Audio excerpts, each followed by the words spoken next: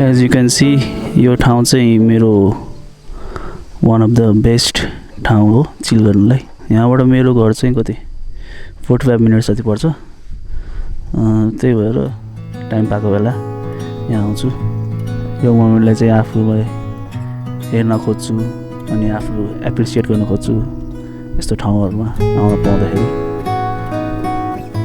चाहिँ राम्रो लाग्छ। अनि बेस्ट भनेको चाहिँ पानी पर्दा अझ दामी राम्रो देख्छ यसबाट। यहाँबाट यो साइडमा लेखनाथ छ, यो साइडमा अर्कै भाग छ अनि आधा पाटोमा पर्छ आधा पाटोमा पर्दैन क्या। अनि जहाँसम्म लाग्छ मसँग एउटा ड्रोन सर्ट छ होला त्यो पनि म हालिदिन्छु।